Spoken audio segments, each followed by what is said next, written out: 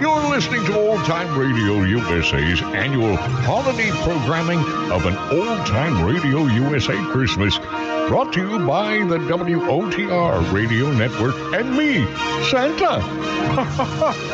Merry Christmas.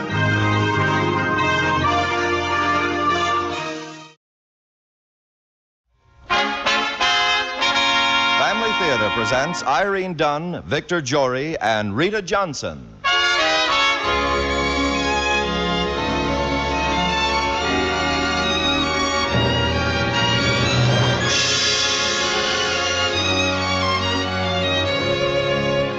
From Hollywood, the Mutual Network, in cooperation with Family Theater, presents Crossroads of Christmas, starring Victor Jory and Rita Johnson. To introduce the drama, here is your hostess, Irene Dunn.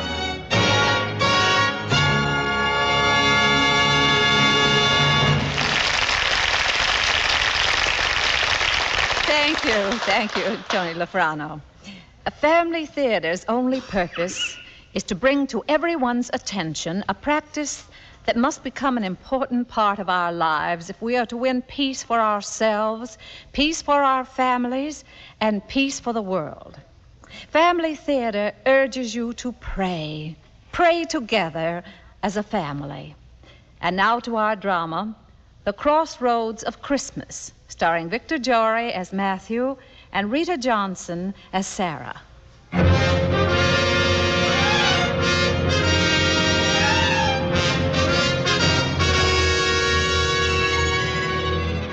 The time was dark and troubled. The heel of the oppressor ground into a prostrate and captive world. Injustice and favoritism sat in high places, while fear and despair were the daily fare of the unhappy millions. Hope was a luxury denied to all, except fools and children. Faith was a starveling in a famished world, and love was yet to be born. But hate was active, and rebellion, bitter little displays of violence, as when a stone is hurled from a sullen crowd into a line of soldiers. Don't let that boy get away. Stop him. He threw the stone. Clear the way here. Clear the way. By Jupiter, I'll fight my way through. The Centurion is bleeding badly, sir. Take a detail. Carry him back to our quarters. Yes, sir. Did the attacker escape, sir? Hold the moment. Quiet! Quiet! I suppose you're all congratulating yourselves that an officer of the Empire has been struck down.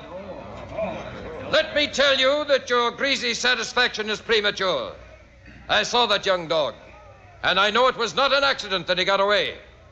You all helped him, and for that reason, you're all equally guilty with him and should be punished. However, I'm prepared to be generous. Give me his name, any one of you, and the rest will be spared. If you don't give me that traitor's name, you'll all suffer.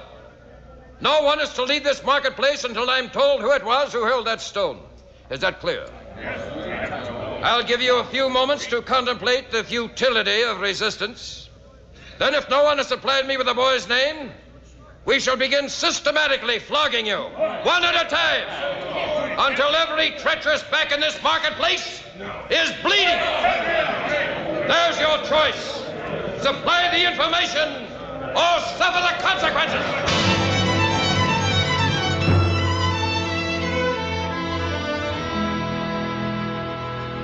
I've never seen its like. The streets are teeming. Where have all these people come from? There are many who claim descent from David. Well, I've no complaints. The decree has filled my inn for the first time in many years. Yes, every room is full, Matthew. And I've turned many away. You're tired, Sarah. You've worked too hard. Old age. I tire quickly these days. Hasn't the boy helped you? He helped earlier. Well, where is he now? I sent him to the marketplace. I needed some spices. When was that? He's been gone quite a long time. But you know how he is. Yes, I know. He has no respect for authority. And yet, I think he's grateful to us, Matthew. He speaks of his gratitude, Sarah, but his words are empty. See, when he could be helping you, he's lazing in the marketplace, taking up with thieves and cutthroats who hang out there. Oh, he's quick-tempered and willful, but he's not a bad boy. He'll bring trouble to us, Sarah. Oh, If he could feel closer to you, Matthew. I have done my best. When he first came to us after your sister's death, I wanted to think of him as my own son, but he despises me, Sarah. Oh, no, Matthew. He's as good as told me that I'm a stupid old man content to compromise with the Romans. He has no respect for me, no love. Oh, he's not an easy boy to know. There's a thread of violence running through him, but if you'd try again, Matthew. Well, I'm too tired to speak further of him tonight, Sarah. Since we had no son of our own, I had hoped. What could that be? More travelers seeking lodge, I suppose. Sarah, let me in quickly. Asa, what is it? Oh, good evening, Asa. No, Matthew, an evening for sorrow. A fearful evening. What is it, Asa? Your nephew. I knew it. Oh, is he in trouble? I was on the edge of the crowd in the marketplace. The soldiers were parading, impressing all the poor country folk who've come in to enroll. Your nephew was there. I sent him to buy spices. I wasn't close to him, but I could see him clearly. As the soldiers passed, he picked up a rock and hurled it at... Well, the centurion was struck. And the boy, did they take him? No, he escaped. Did the Romans know who threw the stone? They're holding everyone who was in the marketplace until someone gives them the name. And it's only a question of time until the Romans come here, and when they do not find the boy, they'll take Sarah and me. Well, I mustn't stay, Matthew. I only wanted to warn you. You're a good friend, Asa. Yeah, I'm sorry to have brought you such bad news, Matthew. God be with you. Thank you, Asa. It was a great risk you took. God be with you. They'll kill him, Matthew.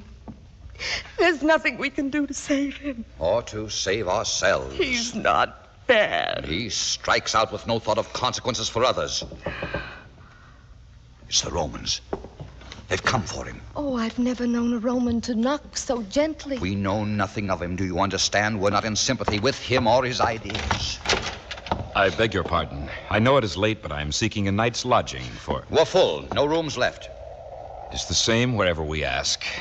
If there were a corner, any shelter at all from the night's chill. Didn't you hear? We've nothing for you. I thank you. I did not mean to anger you, sir. It's just that we have traveled far, and my wife is... Your wife? Is she with you? Yes, and she is very tired. But I will not trouble you further. If you have no room... Wait. What are you thinking of, Sarah? There's the stable, Matthew. If they'd like to stay there. Sarah, with all this trouble, we can't be The stable would be fine. Any shelter. I don't think we can Oh, possibly... please, Matthew. His wife seems so tired, and she's with child. Very well, you may lodge in our stable. I'll take them around to the courtyard, Matthew. This is most kind of you. Don't thank me, thank my wife. What's your name, traveler, for my records? I am Joseph, son of Jacob, carpenter of Nazareth.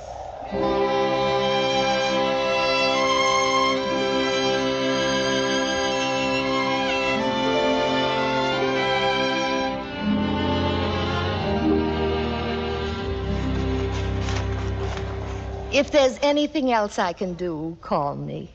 I won't be asleep. You've already been most kind. We thank you. Good night. Good night. Aunt Sarah. Oh, you frightened me. What have you done?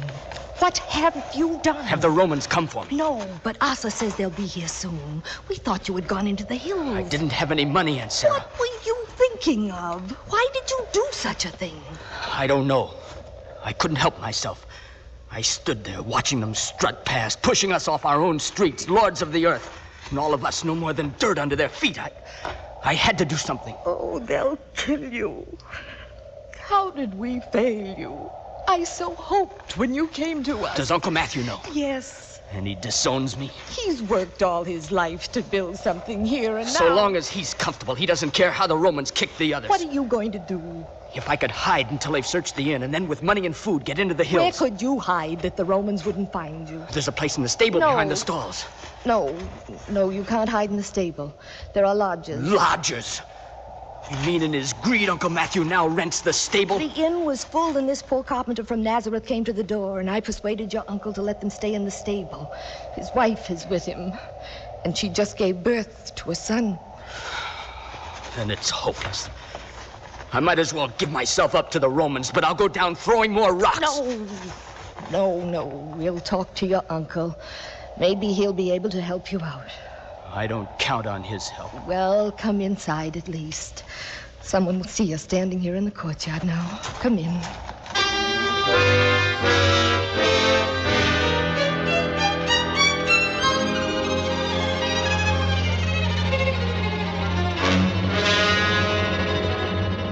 I shouldn't have come back. Would have been better to starve in the hills or die in the streets fighting the Romans. No one's keeping you here. Matthew. Wherever he goes, he brings grief. Everything he touches turns to violence. Because I'm not content to live like a slave. Because I'm ready to give up my soft life, this security, and to fight for freedom.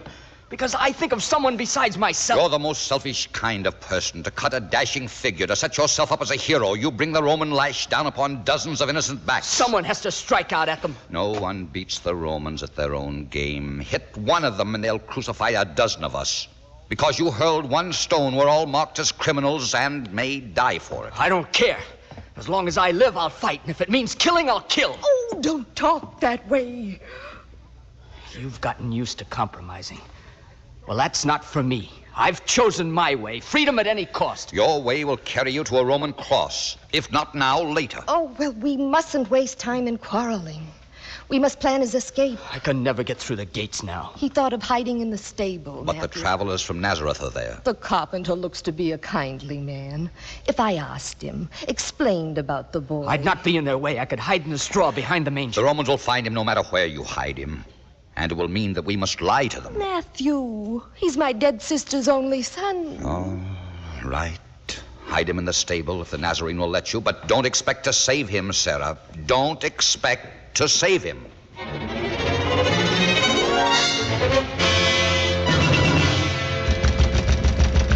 Open! In the name of Caesar! Huh? Are you the keeper of this inn, Matthew by name? I am. Where's your nephew? He's wanted for the murderous assault upon one of my officers. My nephew? Why, sir, he hasn't been home since early afternoon. You're lying, and it will do you no good to lie. You only waste my time. Search the inn. But my guests are all asleep, sire. They should be honored to awaken on the Emperor's order. You could have saved them this discomfort by telling us where you've hidden this bloody rascal. Believe me, sire, I'm innocent in all this. I should like to think you were. They tell me you've kept a good reputation in the past. My nephew is a wild boy. We tried to guide him, sire, but he listens to others. To those who preach rebellion in the marketplace, who sit in their rags and dream of a new kingdom. The boy is not in any of the rooms, sir. What about the outbuildings and the grounds? There's only a small stable in the courtyard.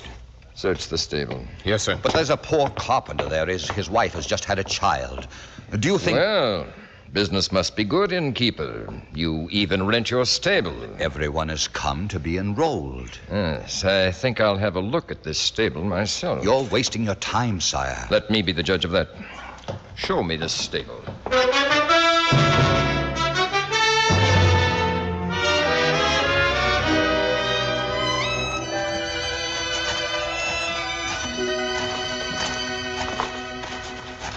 Carpenter, man of Nazareth. Yes? Who calls me? It is the innkeeper. There's been trouble in the town. The soldiers seek my nephew. They asked to search the stable. My wife is resting. I'm told you have a son, Carpenter. A child was born to Mary. He lies now in the manger. You'll forgive me if I look in. Of course. I'll not disturb your wife nor the child. Forgive me, Carpenter. We force you into our trouble.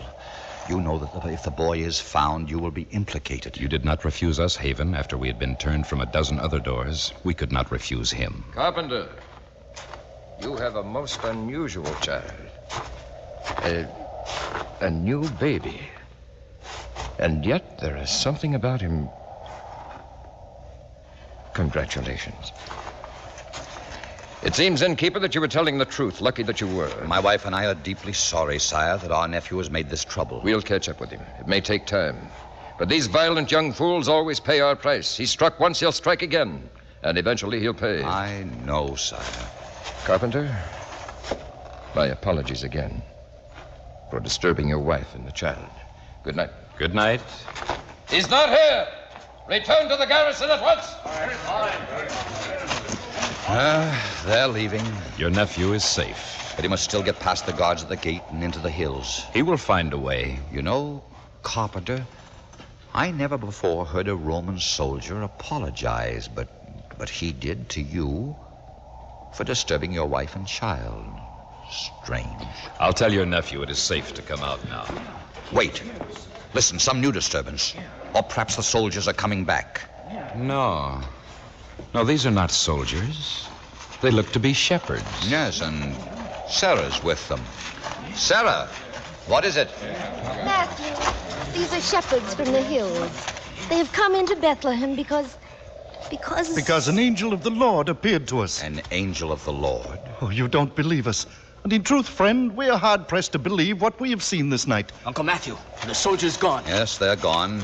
These men are shepherds. With a wonderful story to tell. No, I've no time for wonderful stories. I must leave Bethlehem before dawn. Wait. Listen to what they've seen. We were resting in the hills. Some of us dozed. Then suddenly, there was a sound. A sound? As if 1,000 hands struck 1,000 lyres. And at the same time, there was a dazzling light, as if a star had burst. We were frightened. And the light. It was the angel? Yes. And the angel said, "Don't be afraid. For behold, I bring you good news of great joy. For there has been born to you today in the town of David a Savior who is Christ the Lord." Aunt Sarah, I can't waste my time listening. Be quiet. Go on, a Savior who is Christ the Lord. "And this shall be a sign to you. You will find an infant wrapped in swaddling clothes and lying in a manger." In a manger. Matthew, the child born to the carpenter's wife. Yes. What happened then, shepherd? Then, where we had seen but one angel, there were thousands. The sky was ablaze with their glory, and they were singing until the very hills seemed to move with the majesty of their music.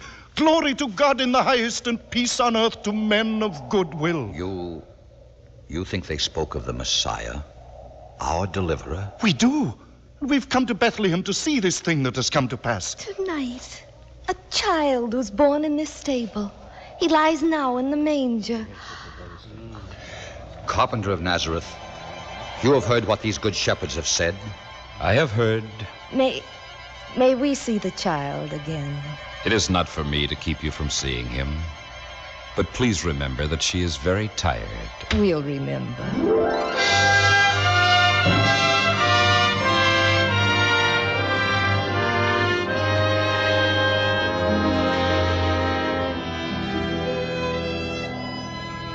Matthew, can it be the Messiah born here in our stable? If we are to believe the shepherds. Surely they couldn't have all dreamed the vision. And the child is strangely beautiful. He's no ordinary child, Sarah. For him to come now, in the midst of our trouble, a promise of hope. Yes, like the song of the angels, peace on earth to men of good will. Aunt Sarah, Uncle Matthew. Oh, I forgot. I know how I can slip past the guards at the gate. How? I'll go out with the shepherds. I'll never be noticed as long as I stay with them. Well, I suppose that's best. Here, take this purse. There's enough money in it to last for a while. Thank you, Uncle. Someday I'll repay you. You can repay us now. Promise that you won't make any more trouble. I can't make that promise. I wouldn't keep it. My course is set, Aunt Sarah. The Romans will learn to fear me, and someday I'll show our people the way to freedom. The way to freedom isn't hate. It could be his way. Yes. The way of the child in the stable. You mean that wild story the shepherds told, the angels and the song of peace? Yes, peace on earth to men of good will. If this child were the Savior. I leave you to your foolish hopes, Uncle. Only the Romans preach peace, because it's the way to keep us slaves. I want no part of their cowards' peace. Goodbye, Aunt Sarah. Goodbye. Be careful. We must return to our flocks, but we'll tell all of the wondrous things we have seen here tonight. My nephew begs to walk with you, good Obed. He leaves us now for Jerusalem. He's welcome. Come, brothers, we must hurry. Soon the dawn will be with us. Goodbye. Goodbye. He's gone, Matthew. We couldn't help him, Sarah. His way is set. So the good shepherds leave. The child sleeps, and so does his mother. What of your nephew, my friend? He goes with the shepherds. They'll see him safely through the gates. Carpenter, if carpenter you are, what have you to say of what the angels told? This child was sent to save our people. I want to believe this, but for the Messiah to be born here in a stable... His ways are not of this world, and he does not seek to save us by worldly power. To save us. And this, too, is the dream of Barabbas. Barabbas? Your nephew? Yes, but the dream of Barabbas and the way of this child are not the same. They'll never cross again. Because Barabbas thinks freedom can be bought only through violence. And this child comes as the Prince of Peace. Pray for my nephew, Carpenter of Nazareth. Pray that someday Barabbas may know that peace which comes to the men of goodwill. May we all know that peace. May we be worthy of him. Listen. What is it, Matthew? It was almost as if, for a moment, I heard that mighty chorus of angels making that beautiful promise again. Perhaps that music will be heard by all men who can find the courage in their hearts to believe that only love can free us. Yes, only love.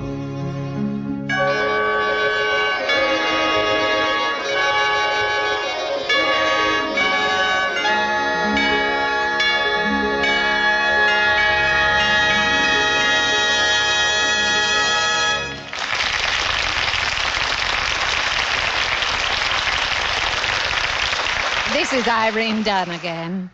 I think the charming Christmas story we've just heard, or perhaps I should call it a profound Christmas story, strikes a chord of yearning in all our hearts, especially at this season. We all want peace so very desperately. Peace in the world, but also peace in our families, peace in our hearts and in our individual lives. The kind of peace that the world cannot give, because without God's grace, the world does not possess peace, and no one can give what he hasn't got.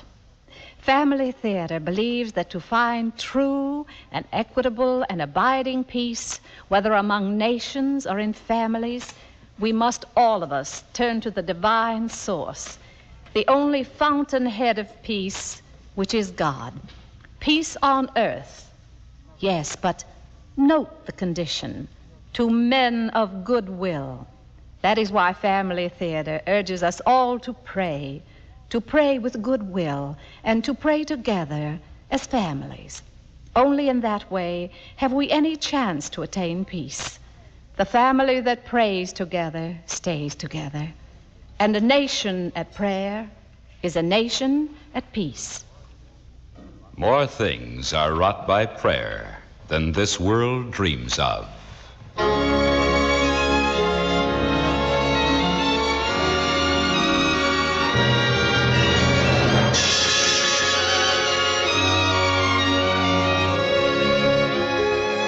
From Hollywood, Family Theater has brought you The Crossroads of Christmas, starring Victor Jory and Rita Johnson. Irene Dunn was your hostess. Others in our cast were Eddie Firestone, Pat McGeehan, Howard Culver, Tudor Owen, and Michael Hayes. The script was written by John McGreevy, with music composed and conducted by Harry Zimmerman, and was directed for Family Theater by Joseph F. Mansfield.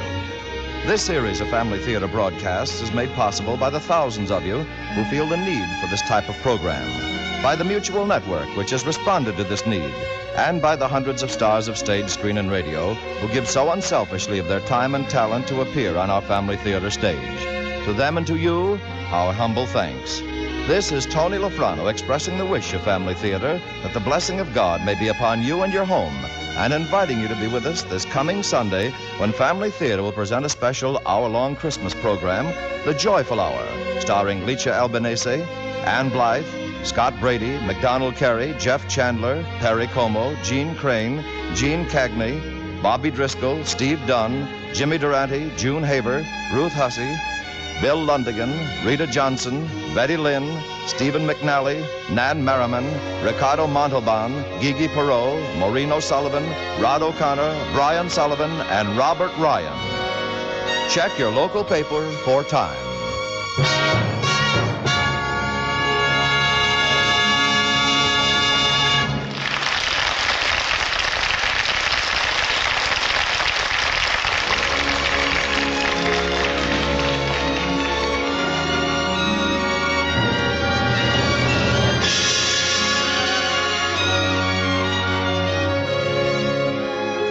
Family Theater is broadcast throughout the world and originates in the Hollywood studios of the world's largest network. This is the Mutual Broadcasting System.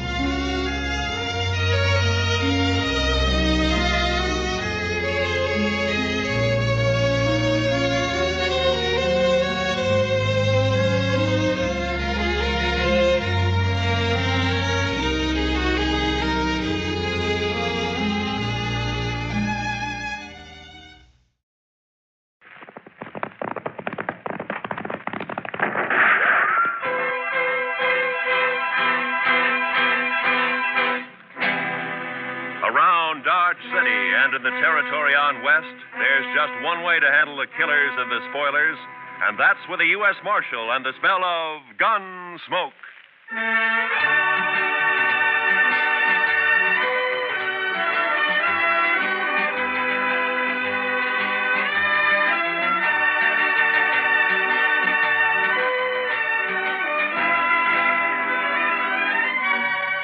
Gunsmoke, starring William Conrad. The story of the violence that moved west with young America. The story of a man who moved with it. Matt Dillon, United States Marshal.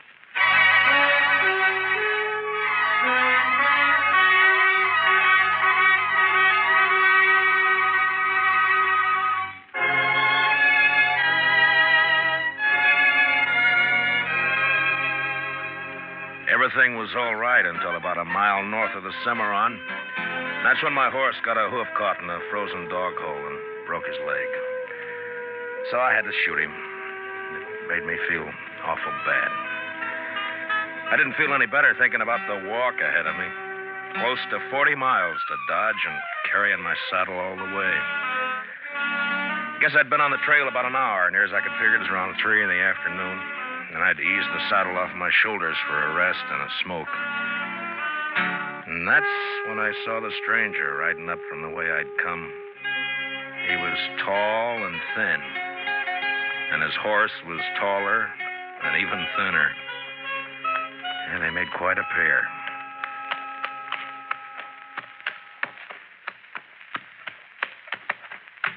Hi. How are you? You lost? No. My horse busted his leg a way back. I'm on my way to Dodge. Oh, it's your house, huh? I saw it. Yeah. On your way to Dodge, huh? Yeah, that's right. You got any more of that tobacco? Yeah, sure. Here you are. Thanks. Thanks a lot. That's okay. Kind of a big walk you've got ahead, ain't it? Kinda. It's going to be dark soon. You figure making camp? That's the idea. Uh-huh. Well, it's too bad. Yeah. Do you need any food? No, thanks. I got enough. Uh-huh. Well, I thank you for the tobacco. Sure. Anytime.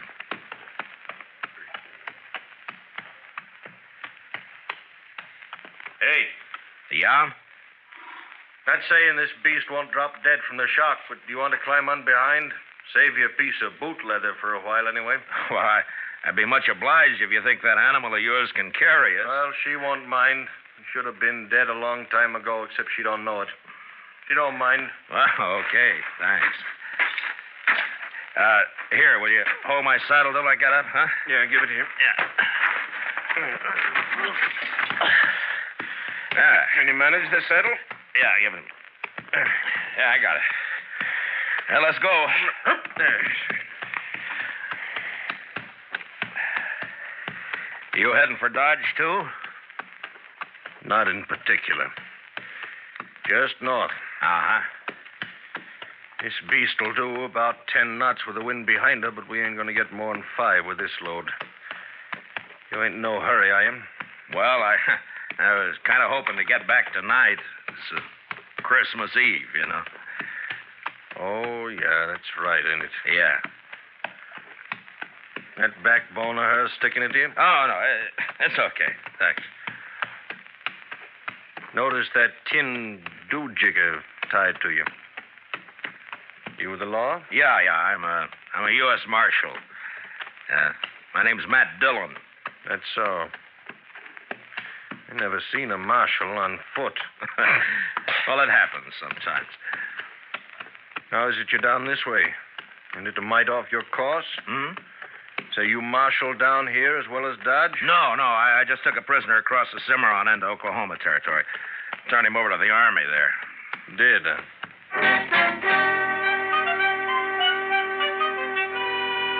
And then he shut up tight. We must have ridden a couple of miles without a word. I got to thinking about Dodge and Chester, and Doc, and Kitty, and the rest of them. You know, there's something pretty special about any place at Christmas time. backbone on the stranger's nag was just about to split me in two when he talked up. My name is Cowley. Amos Cowley. We better heave to a spell. She's breathing mighty hard. All right, hold up. Yes.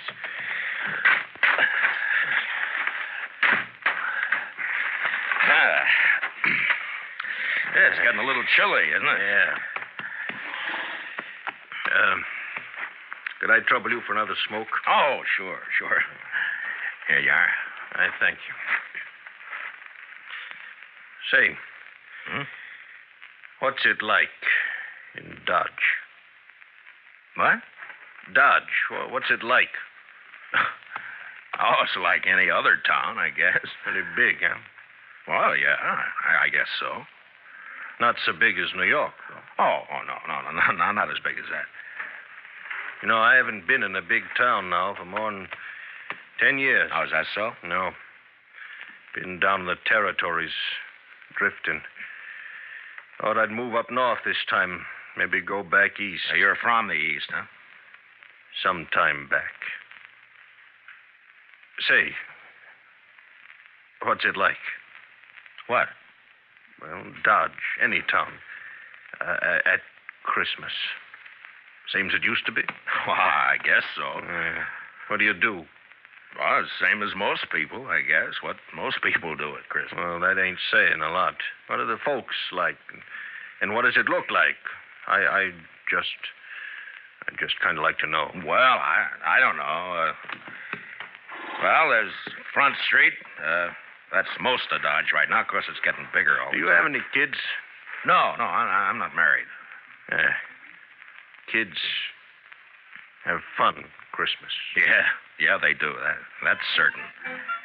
In Dodge, they sometimes have a party for the kids a couple of days before Christmas.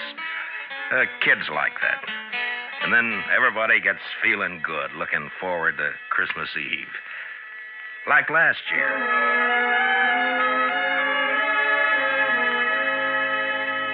There was snow on the ground, but the sky was clear. You could even see the stars. I was going down the street to the Texas Trail to meet Doc and Chester. Chester, he's my deputy. Doc's a doctor in town. We had some work to do later on in the evening.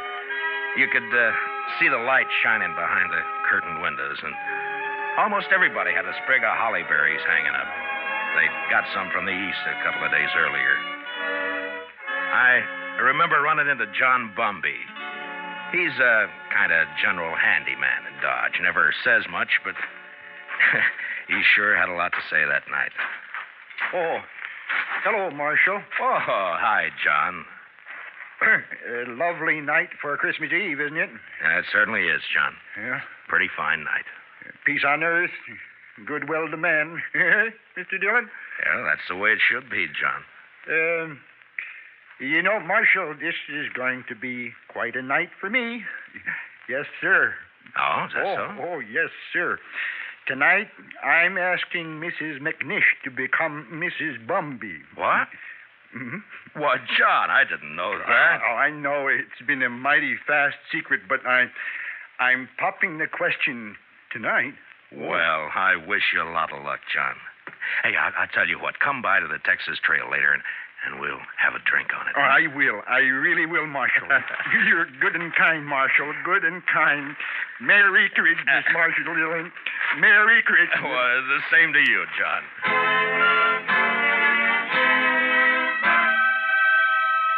That may sound kind of funny to you, but John Bumby's a good man. A little peculiar sometimes, but good as they come. And they don't make enough like him. Of course, most everybody in Dodge suspected Doc and Ms. McNish were sweet on each other. But it just goes to show you. I'll tell you about John and Ms. McNish a little later. So I went on down the street. You know, it's a funny thing about those words, Merry Christmas. Men say it to each other, and, well, it makes them feel kind of good. Yeah, I know what you mean. Used to be a seafaring man myself. When you're on the sea and it comes Christmas, things like that can count a lot. Yeah. Well, we might as well get underway again, huh? Sure. Hey, You want to take my saddle? Give it here. Okay. Give it to me.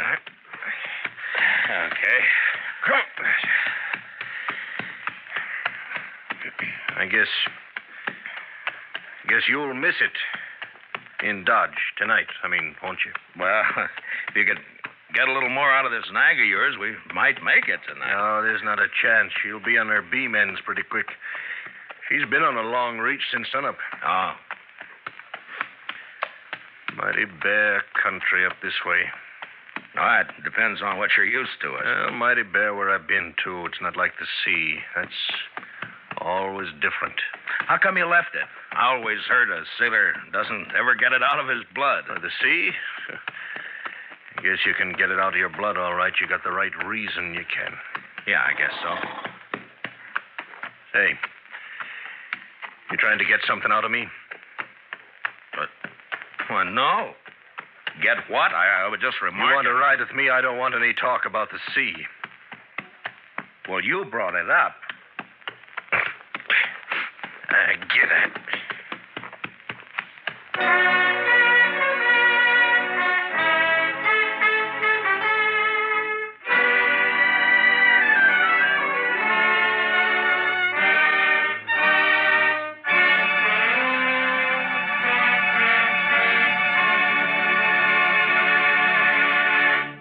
We will return for the second act of Gunsmoke in just a moment. But first, tomorrow night, Jack Benny and his whole fun-making gang make a personal appearance at a Long Beach, California Veterans Hospital. It's going to be a Christmas they'll never forget, as Benny and the bunch cut loose while they assist the folks at the hospital in trimming their Christmas tree.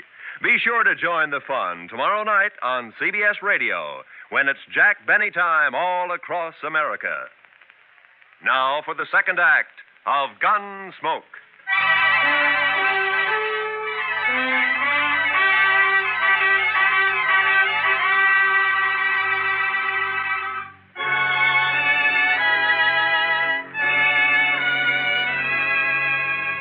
Amos Cowley sulked his way along the trail for the next while. And then it was almost like he couldn't stand the quiet. Or maybe he had things on his mind. He turned his head. Go on. What? Go on. Tell me some more. Oh, about Dodge? Yeah. Well, I don't know. Well, you try some more, huh? Well, they got a little pine tree in the Texas Trail. Tree? Yeah, come down a long way from the north. Kitty Russell, she's a hostess in the Texas Trail. Well, she got a lot of ribbon and gewgaws and made it look real nice. That was last Christmas. A star at the top? A star? Yeah. Yeah, I think so. It looked like a star, I guess. It sure looked pretty. And there was a difference in the place that day. Everybody was celebrating and feeling real good. The doors would swing open and somebody had come in and, maybe somebody you just knew to nod at, but because it was Christmas Eve, he'd come right up and say, hello. Oh, maybe that's a good reason, maybe not. I don't know. All right, I'll take it. Anyhow, it was still kind of early. Just wait your turn. Kitty and Chester were standing off looking at the tree. Hi, Matt. Good evening, Mr. Dillon. Hi, Kitty. Chester. How do you like it, Matt? Christmas tree. That's Oh, that's real pretty. only tree but one in the whole town. Yeah, Kate's got one over at the Alphaganza. Oh, well, I'll have to see it later. you're next. Where's Sam? I don't know. Maybe he started celebrating too soon. Oh. Doc's taking over the bar. Yeah, that's right. You want a drink, Kitty? Sure. All right, I'll get you a drink. I'll get you. You haven't forgotten anything, have you, Mr. Dillon? Forgotten? What, Chester? There. What did I tell you, Miss Kitty? I knew just as sure as my nose that Oh, you forgot. that. No. I hadn't forgotten. Oh, well, I thought as soon as I get Sam sober enough to take care of the customers, we could go on over to Doc's like we planned. Sure, we'll do that, Chester. Here you are, Matt. Thanks, Doc.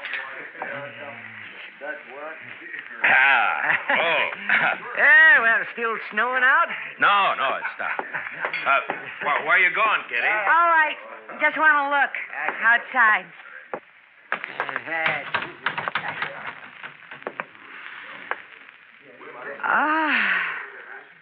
Real pretty.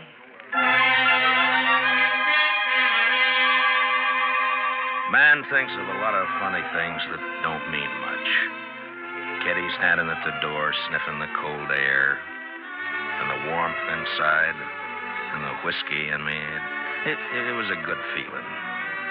And then Chester and I decided to take a bottle over to Mr. Hightower. He's the telegraph operator over at the depot.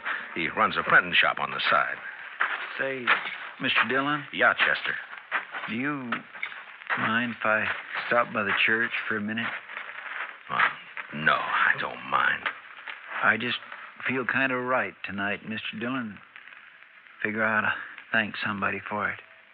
Sure.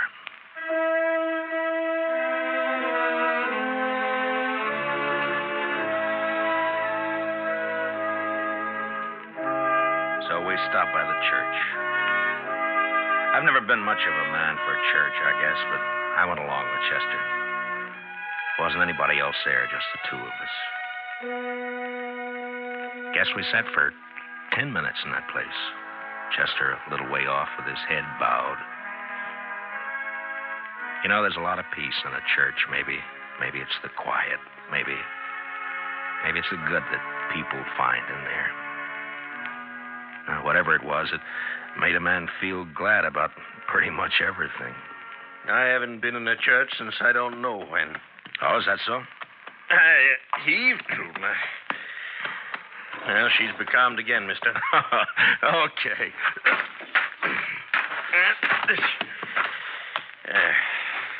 She sure wasn't built for it, I'll tell you. You ever see anything like that? She is kind of old, isn't she? I've had her going on 8 years. She hasn't changed a mite. Eats like a pig and looks like a four-legged mizzenmast. Smoke? Don't mind. Hey, what about that fellow Hightower? Did you get that bottle to him? Oh, sure. Yeah, I guess it was lonely over in the depot all alone. He was glad for the company. There was a wood fire burning in the stove, but it didn't keep out the cold much.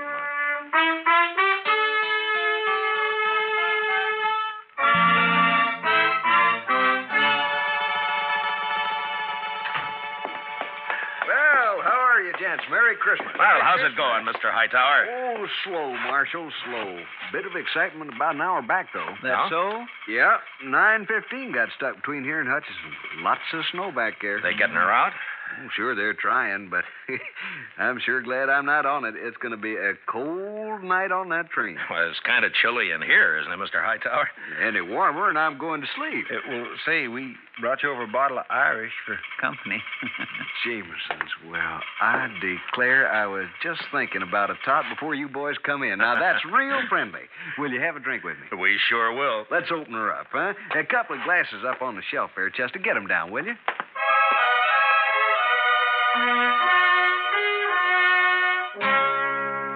I don't know if you get an idea about the folks in Dodge or not. They're not any different than any other people, or the town either. I guess maybe it's a pretty small place at that. The depot, the hall, a few stores, a church, Doc's office, a Texas Trail, Alafraganza, my office. Not much, but it's where you live, you know? Sounds all right. I lived in a town once back east. Small. I know what you mean. Well, maybe you'll be going back. Maybe. Say, the kids, they still believe in St. Nick? Oh, sure. I Mighty suppose. few kids down where I've been. Injun kids, they don't believe in St. Nick. No reason they should, I guess. I used to believe in it, you know that? Well, I guess most people did one time or another. Hey, you figure we come maybe 10 miles? Maybe. Yeah, it's getting dark. Yeah. Well, come on. You want to ride the saddle for a bit? Oh, no. That's okay. Well, then, okay. We rode on, and I thought about last year, about Kitty, Doc and Chester and me, going over to Doc's place after Doc got tired at Tendon Bar at the Texas Trail. It was about 1:45, and we stood around and sang Christmas carols. And I remember how it sounded that night, how it looked. The glow in the stove in the middle of the room, and the frosty windows.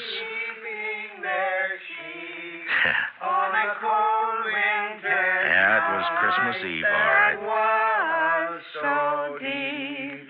Noel, Noel, Noel, Noel. Born is the King of Israel.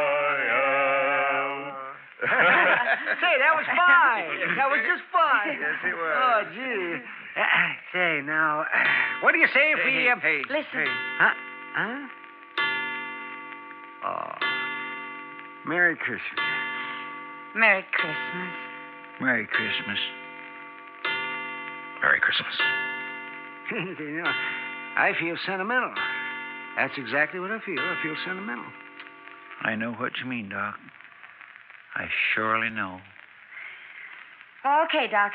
Bring him out.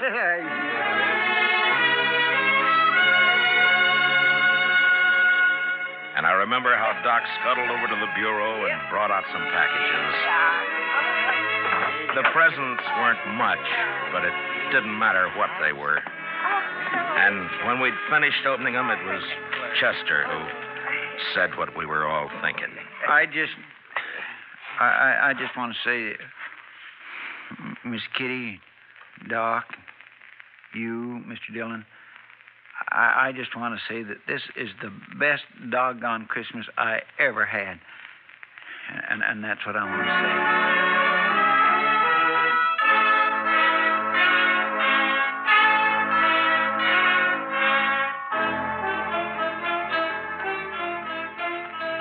Say, he was going to tell me about that fella John was courting that woman. What was her name? Oh, yeah, Ms. McNish. That's right. Well, she said yes, and you've never seen two happier people in your whole life. Yeah, she's Ms. McNish Bumpy now. Well, that's good. You know, you might settle for a bit in Dodge, or you could get work there. Sure would be fine if you could get back tonight, wouldn't it? Well, it can't be helped. I'd be a lot further away and a sight more tired if you hadn't come along. Yeah. Now, listen. How far do you figure before there's a place you might pick up a horse? Oh, I don't know, 15 miles or so, maybe. We're not going to make any 15 miles in this nag tonight, that's for sure. Oh, that's all right. Now, I tell you what. You go on alone, you see. Oh, no, forget it. Now, you go on alone. She'd hold out with one man on her. And then you get a fresh horse and you ride into Dodge tonight. Well, thanks. That's very I'm kind. telling you, I want you to go. I'll be fine. I've walked before. Probably make it almost as quick as you. Look, it's real nice of you, Mr. Cowley, but no thanks. Now, Christmas don't mean nothing to me. You got friends waiting for you. Well, I'll see them tomorrow. You're a fool. Well, that may be. All of them nice folks. I'm going to make them feel pretty bad. Look, I'll stay. If you want to go on along, thanks for the ride. Well, might as well make camp then. I guess so. And listen, you want to tell me some more about what you was telling me before we turn in? Well, sure. I take it kindly, mister. I'll get yourself settled. I got some stuff in my pack we can eat and maybe get a fire going. And after we eat, you can tell me some more.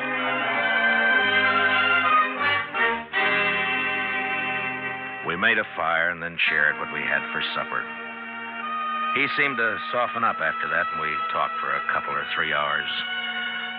It was like he was starved for news of people, everyday things, and just plain company. And that's how we spent Christmas Eve together out on the plain. And then when the fire was dying down and I was about ready for sleep, he said, Marshal, Yeah? I want to tell you something. I've been needing to tell it for a long time. Do you mind? Why, of course I don't mind. Well, then I'll tell you. A few years ago, I was skipper of a little schooner. It used to sail up and down the East Coast, you know, Boston, New York. Yeah. Well, one night, we hit dirty weather off New Jersey. Real dirty. Blew us off course, and we piled up on the rocks and knocked the bottom out. That's too bad. There was 18 passengers aboard, Marshal. 4 of them was kids. We never saw them again. No. And my own wife and my kid went down, too. I'm sorry. Well, now, something must have happened to me after that. I didn't want nothing to do with ships or the sea, and I started to drift out this way. I couldn't forget, though, do you know? And I didn't want to be near folks, especially kids, to remind me, do you know? Yeah. And that's how come I've been slewing around ever since.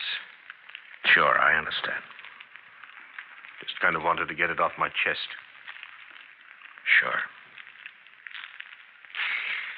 Marshal, I'd like to ride into Dodge with you tomorrow. You think I might meet some of them folks you was telling about? Oh, I don't see why not. Then it'd be all right. Maybe I wouldn't need to drift no more. Maybe I could, drop anchor, do you know? Yeah, you might at that. Yes. Well, good night. Good night. Merry Christmas, Marshal. Merry Christmas, Mr. Cowley.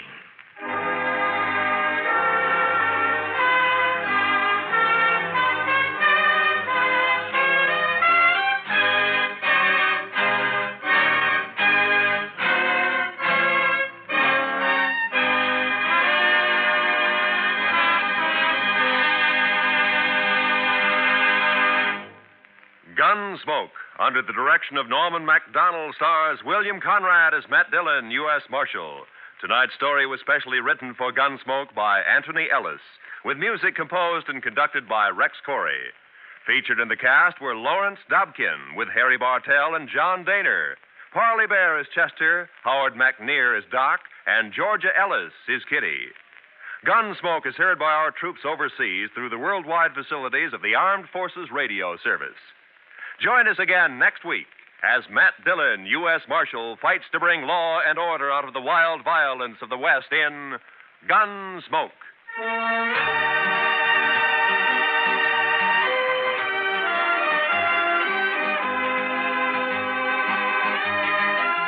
Tomorrow night, Edgar Bergen's real-life daughter, Candy, pays him and you a visit on The Edgar Bergen Show with Charlie McCarthy.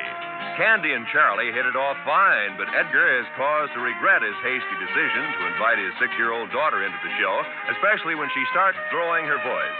Sounds like fun tomorrow night on most of these same stations when CBS Radio presents The Edgar Bergen Show with Charlie McCarthy. This is Roy Rowan speaking. And remember, Eve Arden, as our Miss Brooks, teaches you how to laugh every Sunday on the CBS Radio Network.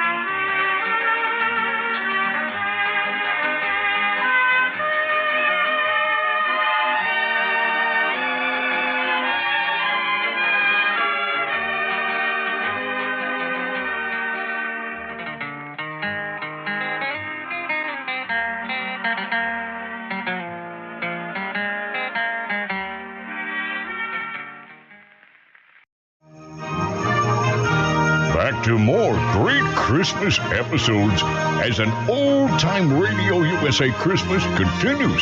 So don't you go anywhere.